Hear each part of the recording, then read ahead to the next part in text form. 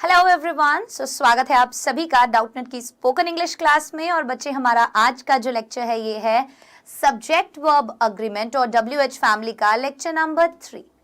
अब पिछले जो 2 लेक्चर्स हुए उसके अंदर हमने क्या देखा? हमने WH फैमिली के बारे में पढ़ा। WH फैमिली के बारे में हमने क्या क्या चीजें जानी थी वो अभी हम डिस्कस करेंगे। एक बार मैं आपको थोड़ा सा रिवाइज करवा दूंगी। उसके बाद हम बात करेंगे सब्जेक्ट वर्ब अग्रीमेंट की। स्पोकन इंग्लिश में सब्जेक्ट वर्ब अग्रीमेंट एक बहुत ही इंपॉर्टेंट टॉपिक है। ठीक है, कैसे? बहुत सी जगह हम कंफ्यूज हो जाते हैं कि वर्ब की कौन सी फॉर्म लगनी चाहिए, उसके बारे में हम आज की क्लास में बात करेंगे। ठीक है, ज्यादा डिटेल में हम नहीं घुसेंगे, हम कुछ कॉमन चीजें देखेंगे जो स्पोकन इंग्लिश में काम आती हैं। ठीक है, चलिए सबसे पहले मैं बता दूं हमने क्या किया था। WH फैमिली के बारे में पढ़ा था। WH फैमिली क्या थी? वो वाले शब्द थे जिन शब्दों के अंदर W या फिर H आता है या फिर दोनों आते हैं। तो जिन शब्दों के अंदर WH आता है वो WH फैमिली में थे, जैसे कि what, why, when, where, how, इस तरीके के बहुत सारे शब्द। अगर आपने नोट्स देखे होंगे WH फैमिली के, उसके अंदर मैंने सारे वर्ड्स लिखवाए हैं, उन सभी का मतलब भी हिंदी में लिखवाया है, प्लस मैंने एक एक एग्जाम्पल भी वहां पर लगवाया है ताकि आप पढ़ें तो आपको तुरंत समझ में आए कि आखिरकार किस तरीके से इनका यूज होता है। अब एक चीज ये है कि हमेशा इनका यूज क्वेश्चन पूछने के लिए नहीं होता। ऐसा माना जाता है कि हाँ, अक्सर हम इसे ज्यादातर हम इसे क्वेश्चन पूछने के लिए करते हैं, लेकिन बहुत सी जगह हमने पढ़ा कि इसका इस्तेमाल क्वेश्चन पूछने के लिए नहीं होता। जो हमारा लेक्चर नंबर 2 था उसके अंदर हमने जाना था। राइट, बहुत सी जगह हमें रीजन बताना है, बहुत सी जगह हमें इशू बताने हैं, जैसे that's why, that's when, that's where, ये सभी चीजें। आज की जो हमारी क्लास है बेटा वो है सब्जेक्ट वर्ब अग्रीमेंट। अब सबसे पहले इस टॉपिक का मतलब समझते हैं कि ये टॉपिक कह क्या रहा है, इसका मतलब क्या है। सब्जेक्ट क्या होता है मेरे बच्चे? सब्जेक्ट क्या होता है? काम को करने वाला, कर्ता। राइट, काम को करने वाला। जैसे मैं बोलूं द बॉय इज प्लेइंग, यहां पर खेलने का काम कौन कर रहा है? द बॉय, लड़का कर रहा है। सो ये हमारा सब्जेक्ट है। अब फिर टॉपिक पे लिखा है वर्ब।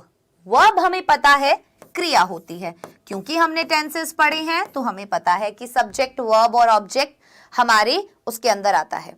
ठीक है, एक सेंटेंस के अंदर क्रिया। अब यहां पर बोल रहे हैं सब्जेक्ट मतलब कर्ता और वर्ब मतलब क्रिया, उसके बाद लिखा है अग्रीमेंट।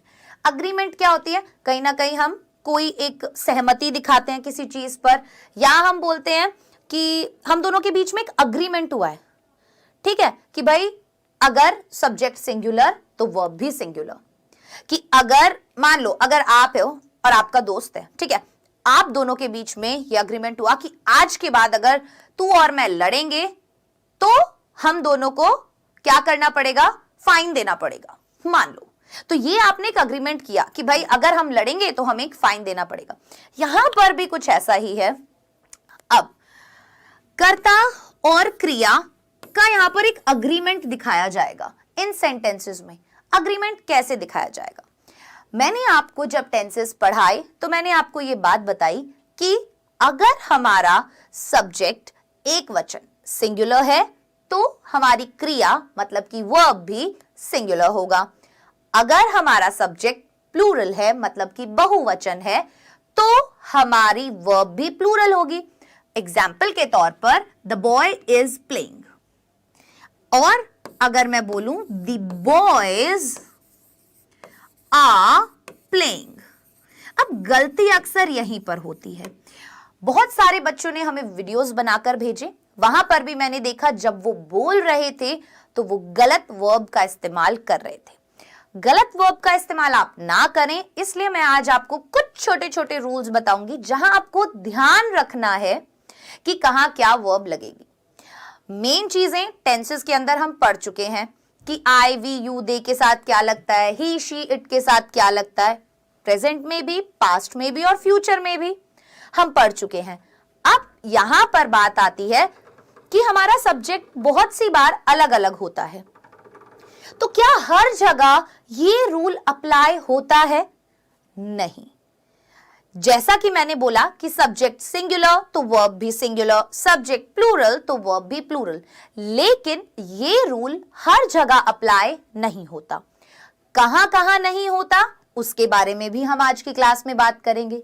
ये जो एग्जाम्पल देखा, यहां पर द बॉयज सिंगुलर था तो वर्ब भी हमने सिंगुलर लगाई। जब यहां पर आया द बॉयज, प्लूरल वर्ब आया, बहुवचन आया, तो हमने वर्ब भी प्लूरल लगाई। ऐसा अक्सर केसेस में होगा, लेकिन कहां कहां पर नहीं होगा, कहां कहां आपको ध्यान रखना है, उसके बारे में हम आज की क्लास में बात करेंगे, ताकि बोलते समय आप गलत वर्ब ना यूज करें।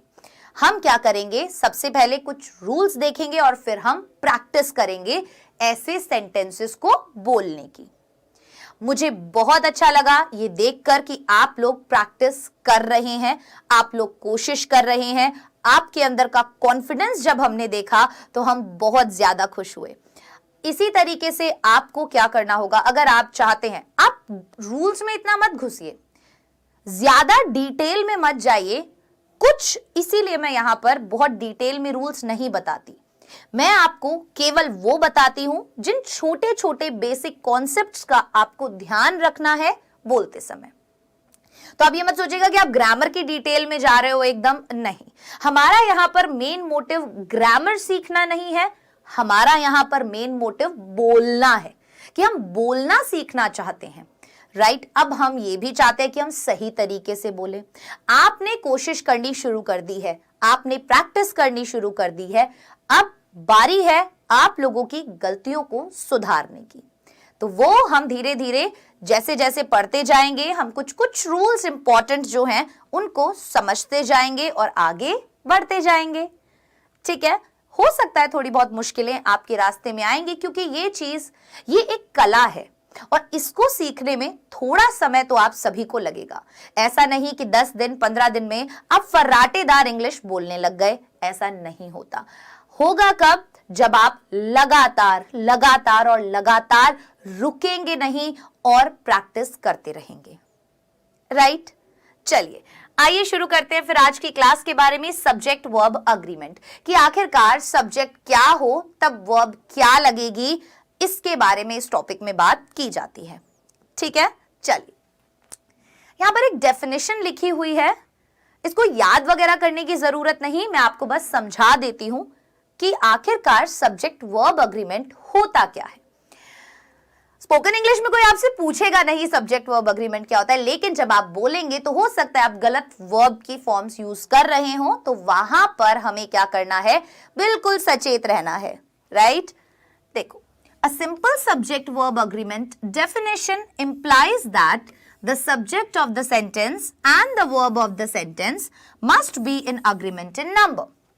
कहने का मतलब ये है कि एक साधारण सी सब्जेक्ट वर्ब अग्रीमेंट की परिभाषा ये बताती है कि कर्ता जो है किसी भी वाक्य का और क्रिया जो है किसी भी वाक्य की, मतलब वर्ब जो है किसी भी सेंटेंस का और सब्जेक्ट जो है किसी भी सेंटेंस का, वो एक दूसरे से अग्री करने चाहिए नंबर्स में। अग्री करने चाहिए नंबर्स में, मतलब एक सिंगुलर तो दूसरा भी सिंगुलर, एक प्लूरल तो दूसरा भी प्लूरल। लेकिन हर जगह ये रूल अप्लाई नहीं होता। एक बात का ध्यान जरूर रखिएगा बच्चे, आप बहुत बार कंफ्यूज होंगे कि मैम आपने ये रूल बताया था, इसके अकॉर्डिंग ये सेंटेंस तो नहीं बन रहा। इंग्लिश में बहुत एक्सेप्शंस है, क्योंकि ये एक भाषा है जो हम सीख रहे हैं, जो हमेशा बदलती रहती है, हमेशा नए नए शब्द, हमेशा नए नए तरीके चीजों को बोलने के विकसित होते रहते हैं। तो उसके अनुसार ज्यादा ग्रामर की डिटेल्स में हम बिल्कुल भी नहीं जाएंगे। ठीक है, आइए सबसे पहली चीज, क्या सेंटेंस लिखा है मेरे बच्चे यहां पर, यहां लिखा है the dog is playing with his ball. अब जो डॉग है वो क्या कर रहा है, अपनी बॉल के साथ खेल रहा है। The dog is playing with his ball. जो डॉग है वो खेल रहा है, is playing, present continuous tense है, रहा है, रही है, रहे हैं। हमने इज के साथ प्ले वर्ब में वर्ब की फर्स्ट फॉर्म के साथ आईएनजी लगाया, ठीक है। वो अपनी बॉल के साथ खेल रहा है। हमने यहां पर इज क्यों लगाया? हमें ये पता है टेंसेस से कि अगर प्रेजेंट कॉन्टिन्यूअस टेंस में सब्जेक्ट सिंगुलर है तो हम इज लगाते हैं, सब्जेक्ट प्लूरल है तो हम आर लगाते हैं, और अगर सब्जेक्ट आई है तो हम एम लगाते हैं, राइट? ये हमें पता है। Is, am, are. Is singular के लिए लगाते हैं हम, एम हम आई के साथ लगाते हैं, और आर हम प्लूरल के साथ लगाते हैं, राइट? अब इस केस में जो सब्जेक्ट है वाक्य का वो डॉग है, राइट? डॉग है ना यहां पर सब्जेक्ट, बिल्कुल है। And the verb used is singular in nature, और यहां पर जो वर्ब हमने यूज की है वो सिंगुलर है, राइट? क्यों? क्योंकि हमारा डॉग सिंगुलर था, इसीलिए हमने सिंगुलर वर्ब यूज की। ये ही सब्जेक्ट वर्ब अग्रीमेंट है कि अगर सब्जेक्ट सिंगुलर तो वर्ब भी सिंगुलर, सब्जेक्ट प्लूरल तो वर्ब भी प्लूरल। लेकिन ये रूल हर जगह अप्लाई नहीं होता, बहुत सी जगह होता है। आपने टेंसेस पढ़े, टेंसेस में मैंने आपको सब्जेक्ट के अकॉर्डिंग क्या वर्ब लगनी चाहिए उसके बारे में डिटेल में बताया, राइट? एक एक चीज मैंने बताई कि हैज कहां लगेगा, हैव कहां लगेगा। अब कुछ एक्सेप्शंस भी हैं, अलग अलग जगह अलग अलग तरीके के सब्जेक्ट्स आपको मिल सकते हैं, तो वहां क्या लगाना है, वहां का कंफ्यूजन हमें दूर करना है। जैसे अगर हम बोलें the dogs are playing with their ball, तो सी द डॉग्स आर, यहां पर हमने आर क्यों लगाया? क्योंकि हमारा सब्जेक्ट जो है वो यहां पर क्या हो गया, प्लूरल हो गया, राइट? तो ये तो एक सिंपल सा जनरल रूल था कि भाई सब्जेक्ट वर्ब अग्रीमेंट में ये होता है कि सब्जेक्ट अगर एक वचन है, सिंगुलर है, तो वर्ब भी एक वचन होनी चाहिए। अब देखते हैं आगे, कुछ रूल्स होते हैं जब अगर मान लो दो सब्जेक्ट हैं, है ना, हमारे वाक्य में अगर मान लो दो सब्जेक्ट है। दो सब्जेक्ट कैसे? My friend and his mother are in town, मेरा दोस्त और उनकी माताजी कहां है? टाउन में है, इसी नगर में है। यहां पर अब बच्चे सोचेंगे कि my friend and his mother, बहुत सी बार आपको बोले जाएगा कि आप ये सोचेंगे कि माई फ्रेंड एक है और उसकी मदर भी एक है, राइट? एक चीज समझना, एंड और के अंदर डिफरेंस क्या होता है? एंड होता है जब हम दोनों की बात कर रहे हैं, ठीक है? और कब यूज करते हैं? जब हम किसी एक की बात कर रहे हो दोनों में से। अगर मैंने आपको बोला this pen and this remote is yours, ये पेन और ये रिमोट जो है वो तुम्हारा है, इसका मतलब हुआ कि पेन और रिमोट दोनों आपके हैं। अगर मैं बोलूं दिस पेन और रिमोट इज योर्स, यहां पर मतलब हुआ कि या तो ये पेन या ये रिमोट, इन दोनों में से कोई एक तुम्हारा है। आ गई बात समझ में? तो यहां पर बात कर रहे हैं हम एंड लगाकर कि my friend and his mother are in town, मतलब यहां पर बात दोनों की हो रही है। हमारा सब्जेक्ट यहां पर प्लूरल हो गया क्योंकि उसकी मां और वो खुद दोनों लोग नगर में हैं। ऐसा नहीं है कि दोनों में से कोई एक नगर में है, दोनों नगर में है। So my friend and his mother are in town, my friend and his mother are in town. आप जब भी मैं कोई सेंटेंस बोलती हूं, आप जरूर उस सेंटेंस को बोलिए, इससे आपको कॉन्फिडेंस मिलेगा, आपका प्रोनाउंसिएशन भी इंप्रूव होगा, आपका बोलने का तरीका बदलेगा, ठीक है? वैसे ही देखते हैं, मैंने आपको एंड और में डिफरेंस बताया। एंड हम कब यूज करते हैं? जब हम दोनों की बात कर रहे हो। और हम कब यूज करते हैं? जब हम दोनों में से किसी एक की बात कर रहे हो, ठीक है? जैसे she and her friends are at the fair. अब शी मतलब वह और उसके दोस्त कहां हैं? मेले में, फेयर, मेला।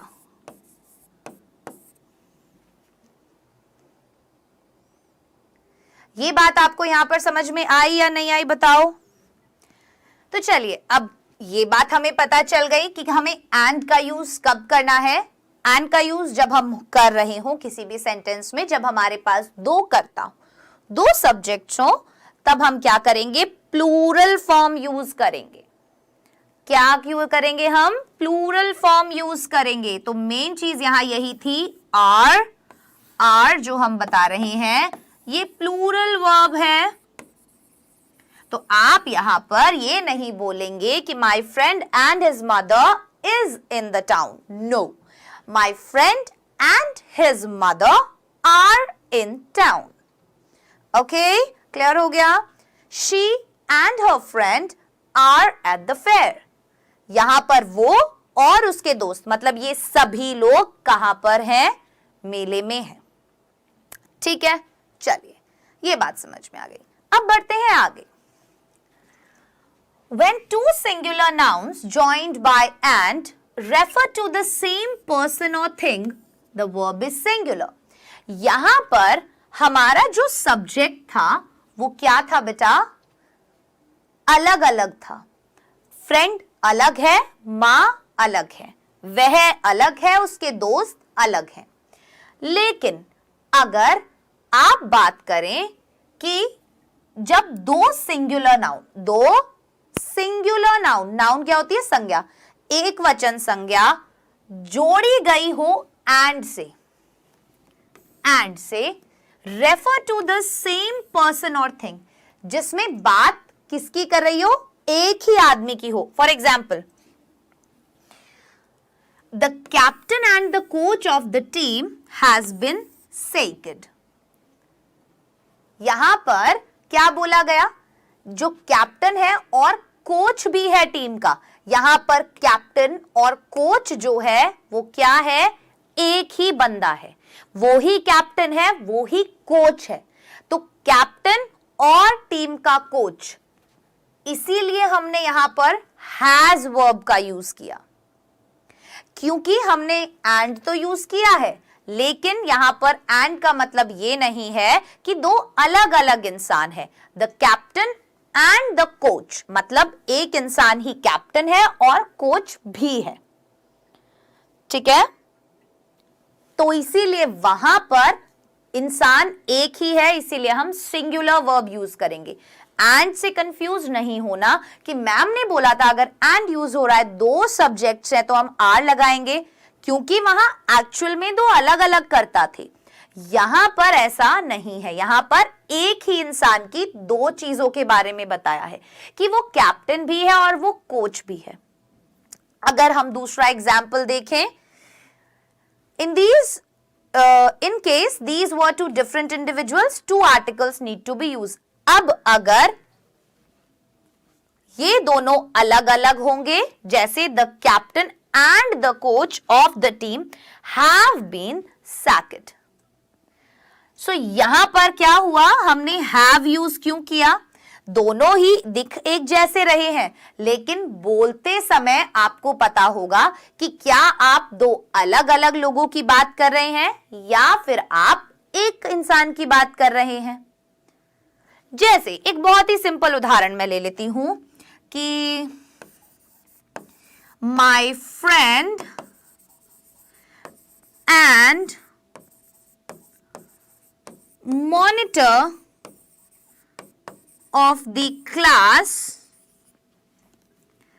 is absent. यहां पर मैंने बोला कि मेरा दोस्त और क्लास का मॉनिटर एब्सेंट है। यहां पर मतलब ये बोलना चाह रही हूं मैं कि मेरा दोस्त जो कि मॉनिटर भी है क्लास का, तो वो एक ही इंसान है, इसीलिए मैंने इज यूज किया। अगर मैं सेम बात बोलती कि my friend and monitor of the class are absent, अगर मैं बोलती my friend and monitor of the class are absent, इसका मतलब यहां पर मेरा दोस्त और जो दूसरा लड़का है, जो क्लास का मॉनिटर है, वो ये दोनों एब्सेंट है, तब हम प्लूरल लगाएंगे। तो बोलते समय आपको पता होगा कि आप या तो एक इंसान की बात कर रहे हैं या आप एक से ज्यादा की बात कर रहे हैं, राइट?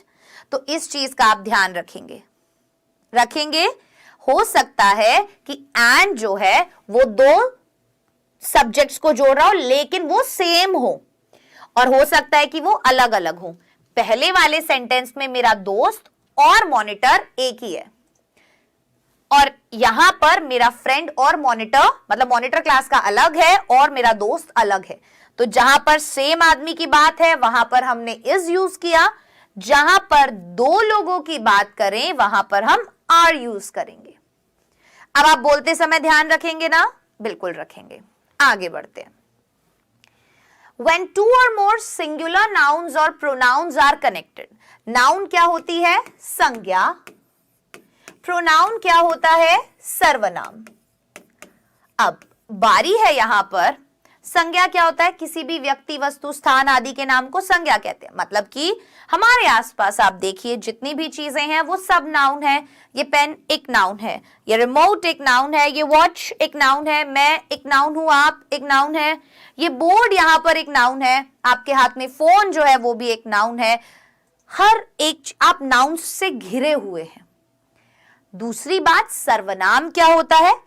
इन नाउन की जगह जिन शब्दों का हम यूज करते हैं, जिन वर्ड्स का हम यूज करते हैं वो प्रोनाउन कहलाते हैं। जैसे ही, शी, इट। अब एक मैं बोल रही हूं राम, अगर मैं राम को ही बोल रही हूं तो आप समझ जाएंगे ना कि ही क्या होगा? सर्वनाम होगा, प्रोनाउन होगा, और राम क्या होगा? नाउन होगा, संज्ञा होगी। तो देखो अब यहां पर एक बात बताई, क्या कि जब दो या दो से ज्यादा सिंगुलर नाउन, ध्यान रखना सिंगुलर नाउन, एक वचन संज्ञा या फिर सर्वनाम भी हो सकता है, आर कनेक्टेड बाय और या नोर, अगर वो जुड़े हुए हैं और से या नोर से। समझना मेरी बात, क्यों बोला मैंने? जब मैंने आपको बताया था एंड और के बारे में, तो मैंने बोला था एंड में हम दोनों लोगों की बात करते हैं कि दोनों लोग टाउन में है या ये दोनों चीजें आपकी हैं, तब हम एंड लगाते हैं। लेकिन अगर दोनों में से कोई एक चीज आपकी है तो हम और लगाएंगे। वही चीज अब अगर दोनों में से कोई एक चीज आपकी है तो क्रिया क्या लगेगी? एक वचन लगेगी, राइट? क्योंकि एक चीज के बारे में बात कर रहे हैं, या तो ये या ये, दिस और दैट, राइट? सो सी, वहां पर आप हमेशा सिंगुलर वर्ब लगाएंगे, और क्यों लगाएंगे ये भी समझ में आ गया। For example see, the book और the pen is in the drawer. The book किताब और द पेन, और द पेन मतलब कि pen is in the drawer, वो ड्रॉर में है। अब उसका कहने का मतलब यहां ये है कि बुक और द पेन, या तो बुक या किताब ड्रॉर में है, इसीलिए यहां पर इज लगा कि दोनों में से तुम्हें कोई एक चीज तो ड्रॉर में मिल जाएगी, या तो किताब या फिर पेन जो है वो ड्रॉर में है, राइट? सो द बुक और the pen is in the drawer, इसीलिए हम यहां पर इज लगा रहे हैं, सिंगुलर वर्ब लगा रहे हैं। माई आंट और my uncle is arriving by train today. मेरी आंटी या मेरे अंकल, नहीं पता हमें, आंटी या अंकल हमें नहीं पता कौन, आंटी या uncle is arriving by train today, वो आज आ रहे हैं ट्रेन से। सो हमने इज लगाया। तो जब भी हम सेंटेंस में हमारे जो सब्जेक्ट्स हैं वो अगर उनके बीच में और लगा होगा तो आप वर्ब सिंगुलर लगाएंगे। ध्यान रहेगी ये बात, तब आप क्या करेंगे? वर्ब सिंगुलर लगाएंगे। अगर एंड लगा होगा और दो अलग अलग लोगों की बात होगी तो हम प्लूरल वर्ब लगाएंगे। अगर इसी में हम देखें तो बोलें कि द बुक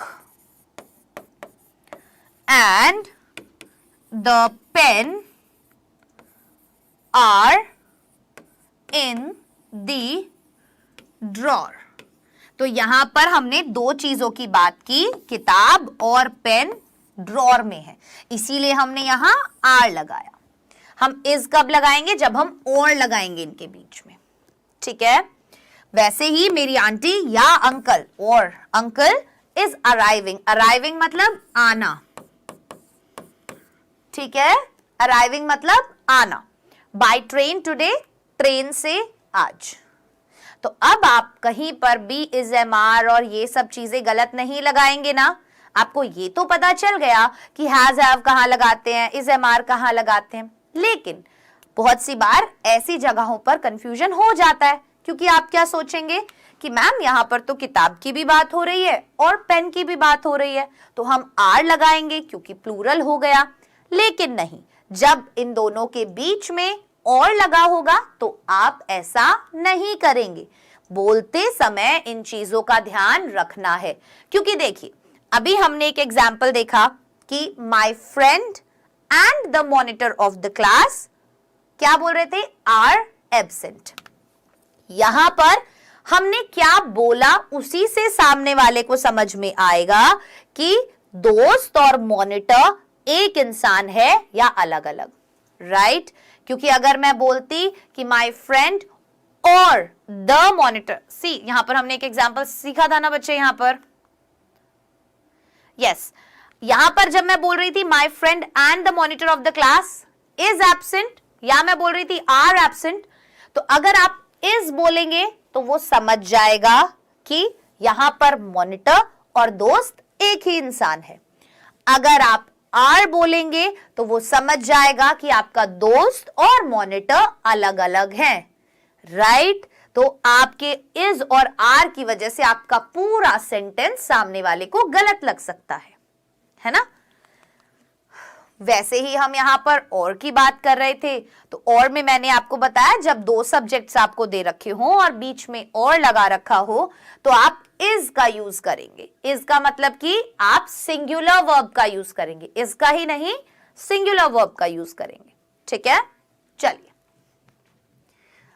जब कोई भी एक कंपाउंड सब्जेक्ट हो, कंपाउंड सब्जेक्ट कैसा हो जाता है? कंपाउंड मतलब एक से ज्यादा सब्जेक्ट जब हो जाए, ठीक है, केवल एक इंसान की नहीं बात कर रखी हो, दो तीन चीजों की बात कर रखी हो, तो कई सारे सब्जेक्ट जब हो जाएं, both a singular and a plural noun, अब उसमें सिंगुलर भी हो और प्लूरल भी हो, जो जुड़े हुए हो और नॉर से, the verb should agree with the part of the subject that is nearer the verb. तो जो वर्ब होगी, अभी तक देखो यहां पर क्या था, ये दोनों ही सिंगुलर थे। जब दोनों सब्जेक्ट सिंगुलर हो और से जुड़े हुए हो तब हम वर्ब सिंगुलर लगाते हैं। अगर हमारा जो सब्जेक्ट है उसमें सिंगुलर और प्लूरल दोनों हो, जब सिंगुलर और प्लूरल दोनों हो तब आप क्या करेंगे? जो भी सब्जेक्ट वर्ब के पास है उसके अनुसार आप लगाएंगे वर्ब। जैसे समझना, द बॉय और his friends run every day. अब एक चीज बताती हूं, जो बेस फॉर्म होती है ना वर्ब की, बेस फॉर्म बोलोगे मैम, अब आप बेस फॉर्म क्या बता रहे हो? देखो, जो बिल्कुल प्योर फॉर्म होती है, प्योर फॉर्म मतलब जिस शब्द से बाकी की फॉर्म बनती है, जैसे हमने माना प्ले, ये एक क्रिया है, खेलना एक क्रिया है, ये बेस फॉर्म है। अगर हम इसके आगे ईडी लगा देंगे, प्ले, प्लेड, प्लेड बन जाएगा, सेकंड फॉर्म, थर्ड फॉर्म बन जाएगी। अगर हम आईएनजी लगाएंगे तो वर्ब की फोर्थ फॉर्म बन जाएगी। तो बाकी तो हम बना रहे हैं, है ना? बेस फॉर्म होती है जिससे बाकी की सारी फॉर्म बनती है। तो ये जो बेस फॉर्म होती है ना बेटे, ये हमेशा प्लूरल होती है। क्या होती है मेरे बच्चे? ये हमेशा प्लूरल। हम इसको सिंगुलर कैसे बनाते हैं? इसके साथ एस या ईएस लगाकर। अगर मैं बोलूं प्लेज तो ये सिंगुलर हो जाएगी। अब इसके साथ सिंगुलर सब्जेक्ट आप लगा सकते हो। आ गई बात समझ में? ये मैंने एक एक्स्ट्रा चीज आपको बताई। अब मेरी बात सुनना, यहां हम बोल रहे थे कि जब हमारा जो सब्जेक्ट है वो क्या हो, सिंगुलर और प्लूरल दोनों से मिला हुआ हो, प्लस उनके बीच में और लगा हो या फिर नॉर लगा हो, ना ही तो ये ना ही वो, इस तरीके से, राइट। सो या और लगा हो या नॉर लगा हो, the boy nor his friends, या फिर his friends nor the boy, उसके दोस्त ना ही उसका ना ही वो लड़का, राइट। तो आप और भी लगा सकते हैं, नॉर भी लगा सकते हैं, दोनों टाइप से समझना। और का मतलब या हो जाता है, नॉर का मतलब नहीं में आ जाता है, ठीक है। यहां पर द बॉय और हिज फ्रेंड्स, दो सब्जेक्ट हैं और बीच में और से जुड़ा है, ये वाला हमारा सिंगुलर है, ये वाला हमारा प्लूरल है। तो सी, जब ये सिंगुलर है ये प्लूरल है, तो आप जो वर्ब यूज करोगे वो प्लूरल ही करोगे। क्यों? क्योंकि इस वर्ब के पास वाला सब्जेक्ट प्लूरल है। वर्ब के पास वाले सब्जेक्ट के अनुसार आप लगाएंगे, ठीक है। ये क्या लगेगी, यहां पर ये सब्जेक्ट जो है वो प्लूरल है, सो वर्ब के पास वाले सब्जेक्ट के अनुसार वर्ब की फॉर्म लगेगी, ठीक है। क्योंकि ये प्लूरल था तो मैंने अभी आपको क्या बताया कि जो हमारी बेस फॉर्म होती है वर्ब की वो प्लूरल होती है ना। तो run run run run base form है, इससे ही आप आगे की बनाएंगे, रन्स बना दिया, रनिंग बना दिया, रैन बना दिया, है ना, वो आप बाद में बनाते, लेकिन बेस फॉर्म क्या है, रन। तो हमने, क्योंकि हमारा इस वर्ब के पास वाला सब्जेक्ट प्लूरल में था, इसीलिए हमने यहाँ पे रन का यूज किया। अगर आप उल्टा बोलते हैं, बोलते समय ध्यान रखना है इस चीज का, अगर आप उल्टा बोलते हैं, आप बोल रहे हैं हिज फ्रेंड्स और द बॉय, तो यहां पर द बॉय बाद में आया, तो हमने क्या किया, ये सिंगुलर है इसीलिए हमने रन के साथ एस लगा दिया। सिंगुलर सब्जेक्ट के साथ क्या करते हैं प्रेजेंट इंडेफिनिट में, वर्ब की फर्स्ट फॉर्म के साथ एस या ईएस लगा देते हैं। द बॉय सिंगुलर सब्जेक्ट है इसीलिए हमने वर्ब की फर्स्ट फॉर्म के साथ एस लगा दिया। सब्जेक्ट क्या है, प्लूरल है, इसीलिए हमने कुछ भी नहीं लगाया। याद है टेंसेस, बिल्कुल। ये बात अब आपको समझ में आ गई कि अगर आपके दो सब्जेक्ट हैं जिसमें सिंगुलर भी है प्लूरल भी है, तो आप क्या करेंगे, अगर वो दोनों सब्जेक्ट और से जुड़े हुए हैं तो आप देखेंगे कि वर्ब आप जिसकी बात बाद में कर रहे हो ना उसके अनुसार क्रिया लगाओगे।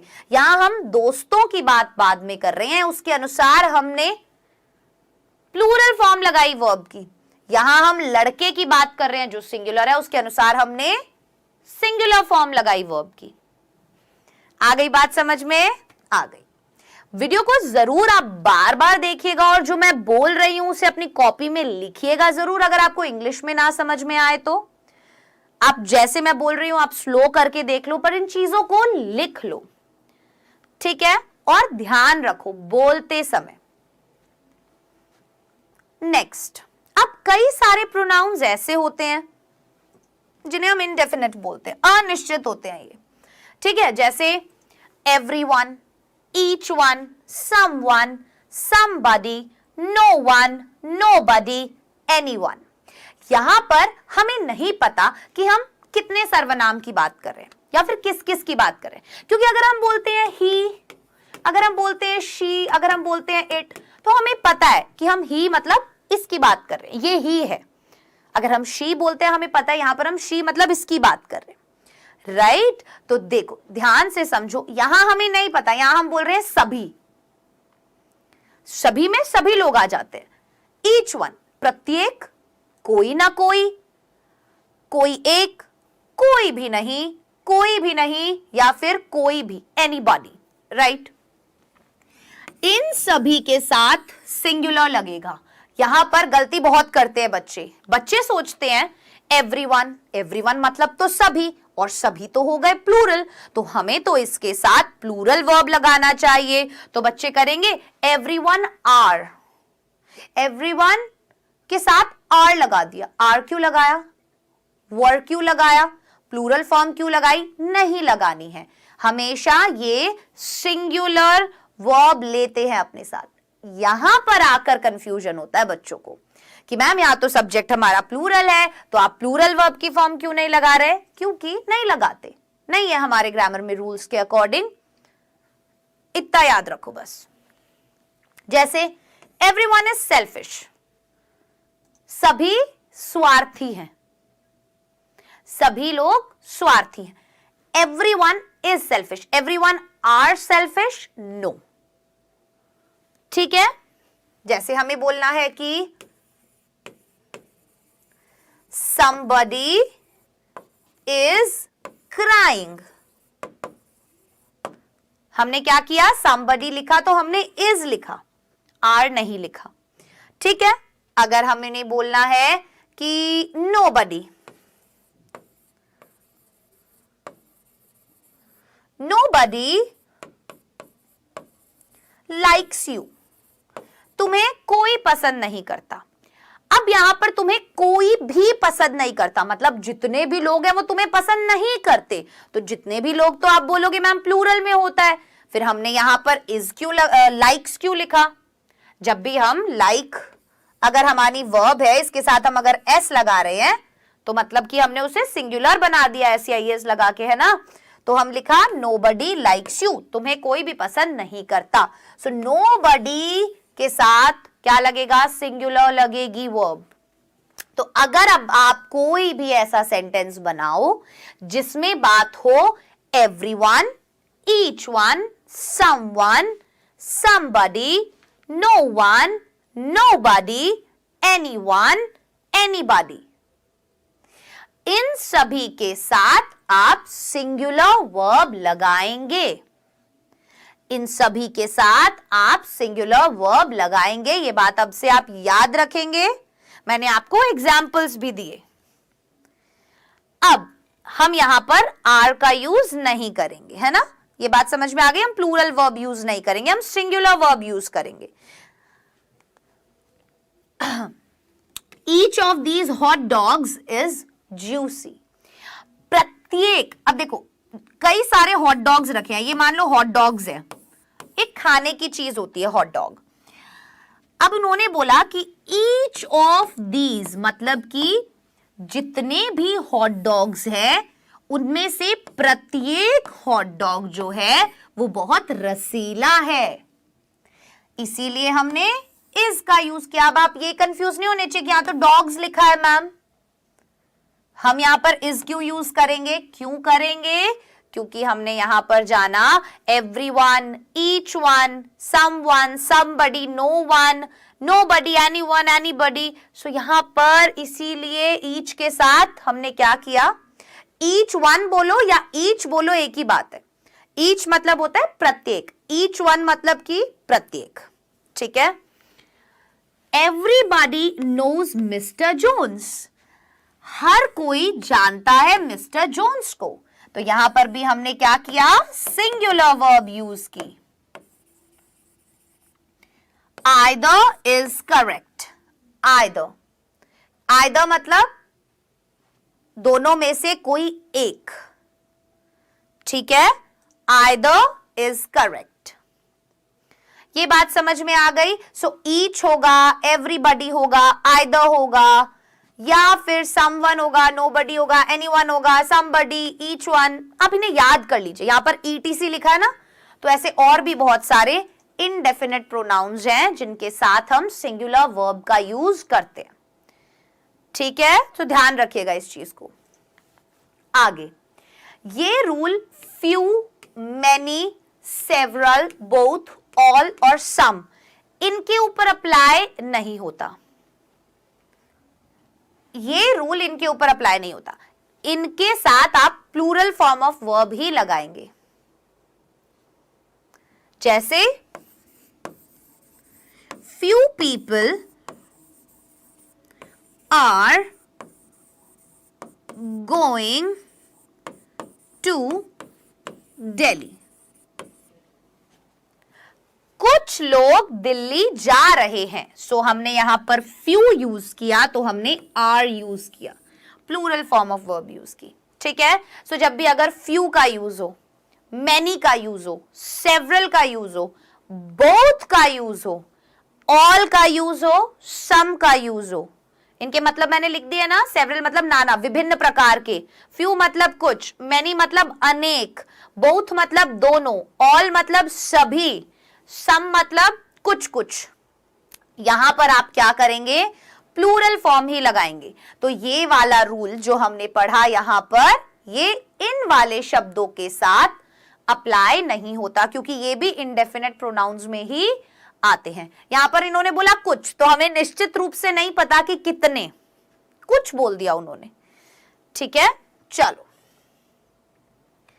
अब अगर बात कर रखी हो वाक्य में परसेंटेज की या फिर किसी भी चीज के कुछ पार्ट की, तब हम क्या करेंगे, हम प्लूरल वर्ब यूज करेंगे। जैसे लिखा है व्हेन द परसेंटेज और अ पार्ट ऑफ समथिंग, कुछ हिस्सा किसी भी चीज का, is mentioned with plural meaning, वो दे रखा हो बहुवचन मतलब के साथ, तो हम प्लूरल वर्ब यूज करेंगे। जैसे 40 of every 100 children are malnourished, कि 100 में से 40 बच्चे, 40 of every 100, अगर हम हर 100 बच्चे उठाए तो उनमें से 40 बच्चे जो होते हैं वो क्या होते हैं, वो कुपोषित होते हैं। मालनरिश्ड, कुपोषित, नया वर्ड मिला आज आपको, लिख लीजिए अपनी कॉपीज में। कुपोषित को इंग्लिश में मालनरिश्ड कहते हैं।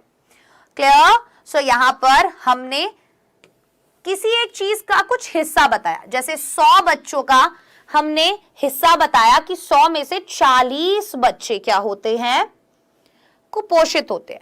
तो अगर हम कोई परसेंटेज बताएं, अगर हम बताएं कि किसी भी चीज का कुछ हिस्सा प्लूरल मीनिंग में अगर हम बताएं, तो वहां हम क्या करेंगे बेटा, प्लूरल वर्ब का यूज करेंगे। ओके, चलिए अब कुछ नाउन्स ऐसे मिलेंगे आपको, जैसे कि scissors, tweezers, trousers and shirts.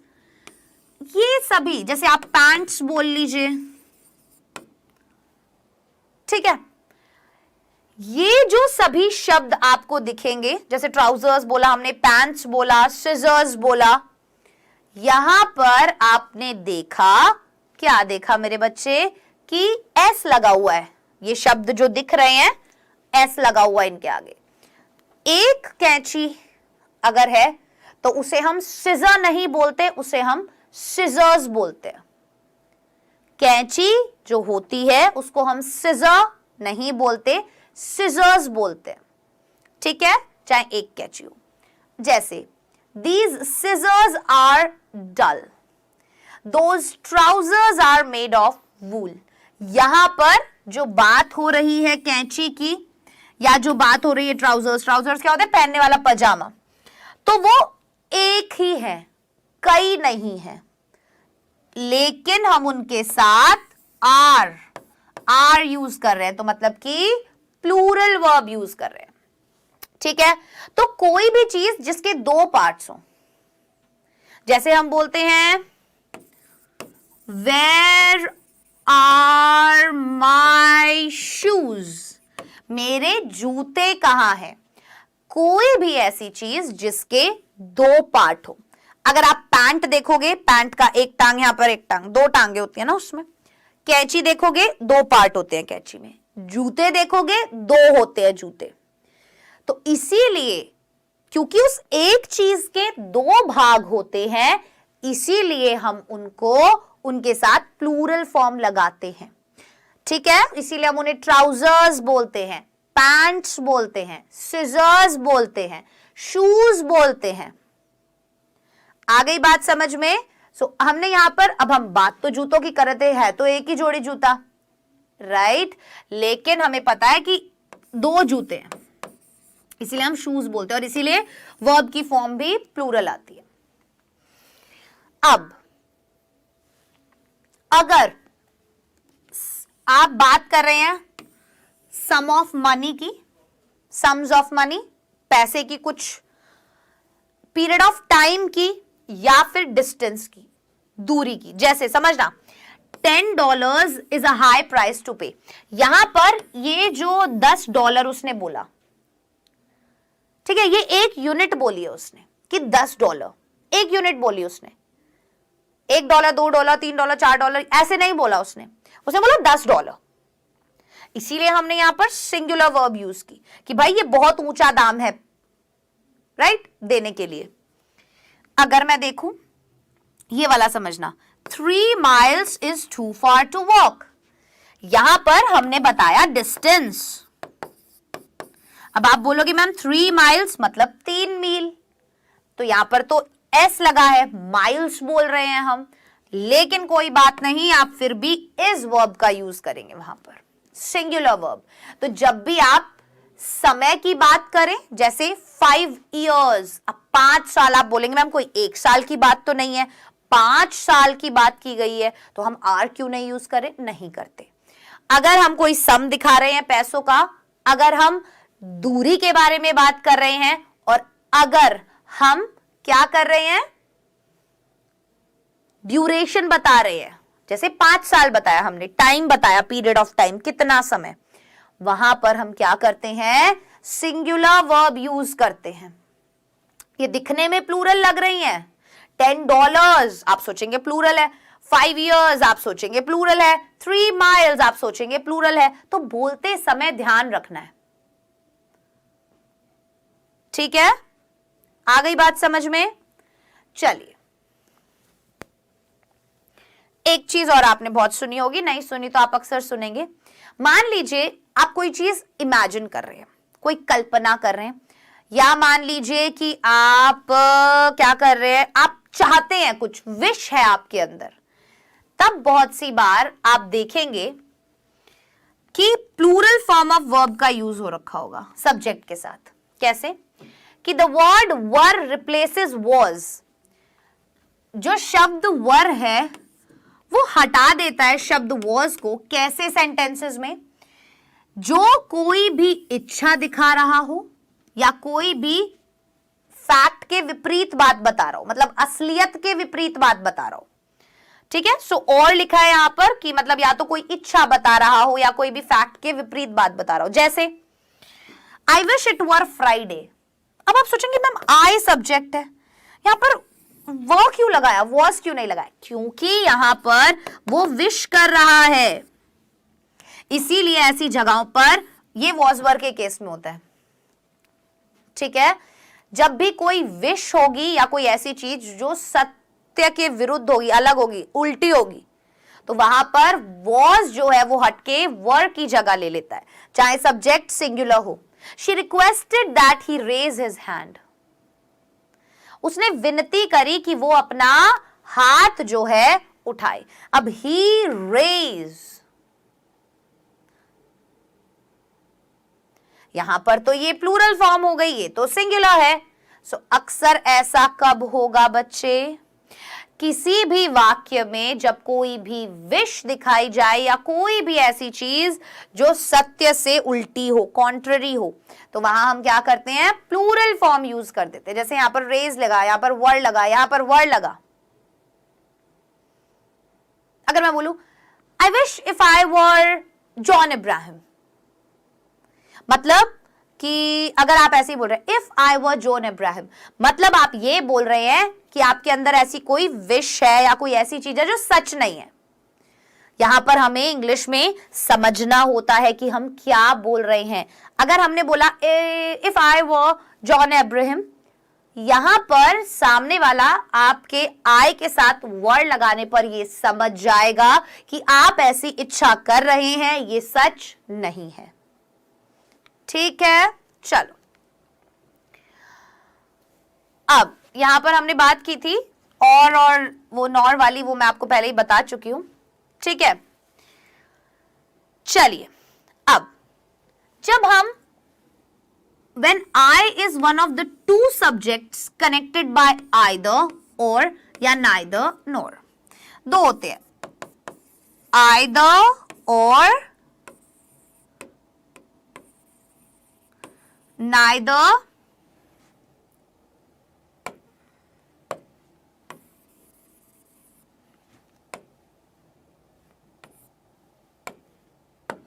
Either और या फिर नाइदर नॉर, या तो ये या ये, ना ही ये ना ही वो, या तो ये या ये, ना ही ये ना ही वो, या तो मैं खेलने जाऊंगा या मेरा भाई, ना ही मैं खेलने जाऊंगा ना ही मेरा भाई। इस तरीके के सेंटेंसेस जब हमें बनाने होते हैं वहां पर हम आइदर और नाइदर नॉर का यूज करते हैं। अब ऐसे सेंटेंसेस में अगर वाक्य में आई का यूज हो रहा है, फॉर एग्जाम्पल नाइदर शी ना ही तो वह, नॉर आई ना ही मैं, गोइंग टू द फेस्टिवल जा रहे हैं फेस्टिवल में, त्योहार में। तो यहां ये बोला गया कि अगर आई लिखा हुआ हो, दो सब्जेक्ट्स जब जुड़े हुए हों नाइदर नॉर से या फिर आइदर और से, और उन दोनों ही सब्जेक्ट्स में से अगर एक सब्जेक्ट आई हो तो पुट इट सेकेंड, उसको आप दूसरे नंबर पर रखो। ऐसे मत बोलो नाइदर आई नॉर शी, नहीं, क्या बोलोगे? Neither she nor I. अगर आप अपने आप की बात कर रहे हैं तो आप अपने को दूसरे स्थल पर रखिए। आप हमेशा क्या बोलेंगे? नाइदर शी नॉर आई, ना ही वह ना ही मैं। ऐसा मत बोलिए कि ना ही मैं ना ही वह। ठीक है, तो आप आई को सेकंड पर पुट कीजिए और उसके साथ सिंगुलर वर्ब लगाइए एम। ठीक है, आ गई बात समझ में? आ गई। अब कुछ वोकैबुलरी देख लेते हैं फटाफट और फिर आज की क्लास को हम खत्म करते हैं। इनको आप जरूर वापस से देखिएगा तो आपको थोड़ा सा और समझ में आएगा। हाँ, कुछ चीजों को आपको यहाँ याद करने की जरूरत है। ये सभी चीजें आपको याद ही करनी पड़ेंगी ताकि आप इन्हें अप्लाई कर सके। पहले आप इन्हें लर्न कीजिए और फिर धीरे धीरे धीरे धीरे करके जैसे जैसे हम प्रैक्टिस करते जाएंगे ना, वैसे वैसे आपको समझ में आता जाएगा और आप वैसा ही बोलना शुरू कर देंगे। चलिए, ब्रेक। ब्रेक मतलब होता है किसी भी चीज को तोड़ना। सी, जैसे इसने पेंसिल को तोड़ा, ब्रेक। स्प्रेड। स्प्रेड मतलब होता है फैलाना, जैसे हमने बटर को ब्रेड के ऊपर फैलाया। ठीक है। Roll out. रोल आउट होता है बेलना, जैसे यहां पर इन्होंने कारपेट को एकदम से खोल दिया। सो रोल आउट, हम किसी भी चीज को बेलते हैं अगर, तो उसे भी हम बोलते हैं रोल आउट। नेक्स्ट है चॉप। चॉप मतलब टुकड़े टुकड़े करना। फॉर एग्जाम्पल यहां आप देख सकते हो ये खीरा कैसे चॉप कर रहा है, इसे हम बोलते हैं चॉप। हम वेजिटेबल्स जो होती हैं, सब्जियां, उन्हें हम चॉप करते हैं, ठीक है, पकाने के लिए। नेक्स्ट है स्क्रैम्बल। स्क्रैम्बल होता है तेजी से फेंटना, जैसे यहां पर अंडा है और आप देख सकते हैं इसे चम्मच से ये फेंट रहा है। तो अंडे को अगर आप फेंटते हैं उसके लिए आप वर्ड यूज करेंगे स्क्रैम्बल। क्या वर्ड है? स्क्रैम्बल। नेक्स्ट है डिप। डिप मतलब डुबाना, जैसे आप बिस्किट चाय में डिप करते हैं।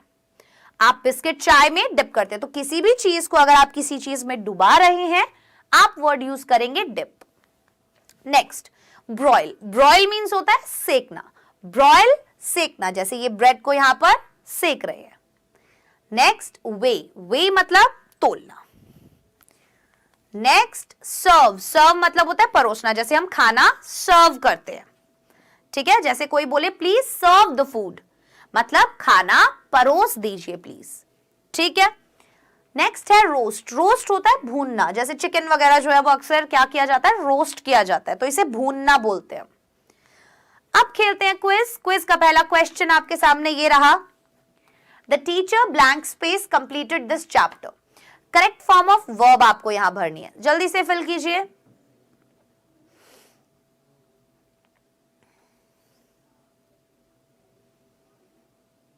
Next question, Ram and Shyam blank space business partners. Have, has, are, had. 4 options. सोचिएगा, 2 सब्जेक्ट्स हैं and से जुड़े हुए हैं।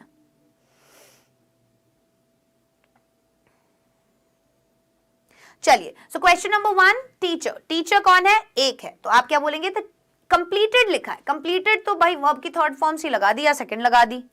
द टीचर, अब आप हैव लगाएंगे या हैज लगाएंगे? हैज लगाएंगे, क्योंकि teacher singular. The teacher has completed. Is और आर क्यों नहीं आएगा? क्योंकि कंप्लीटिंग नहीं लिखा, आईएनजी नहीं लगा हुआ, ठीक है। नेक्स्ट, राम एंड श्याम, दो लोगों की बात हो रही है इसलिए आर आएगा। So Ram and Shyam are business partners. Okay, clear. आज की क्लास में हमने देखा सब्जेक्ट वर्ब अग्रीमेंट, कुछ इंपॉर्टेंट रूल्स जो बोलते समय हमें याद रखने हैं, कहां हमें एंड लगाना है, कहां और लगाना है। अगर हमने एंड और ये सब चीजें लगाई हैं तो हमें वर्ब की कौन सी फॉर्म यूज करनी है। इन चीजों को आप अपनी कॉपीज में जरूर लिखिए, याद कीजिए और फिर इनको अपनी डेली लाइफ में यूज करना शुरू कीजिए, गलत मत बोलिए, ठीक है। ये कुछ क्वेश्चंस मैंने दिए हैं, ट्राई कीजिएगा इन्हें करने का, आप इजीली कर लेंगे। नेक्स्ट हमारी क्लास इसी के ऊपर होगी, सब्जेक्ट वर्ब अग्रीमेंट के कुछ और एग्जाम्पल्स हम डिस्कस करेंगे हमारी आने वाली क्लास में। अब मैं आप सभी से अलविदा लेना चाहूंगी, मुलाकात होगी अगले लेक्चर में। तब तक के लिए अपना ध्यान रखें, डाउटनेट के साथ जुड़े रहें क्योंकि अब पढ़ना हुआ आसान।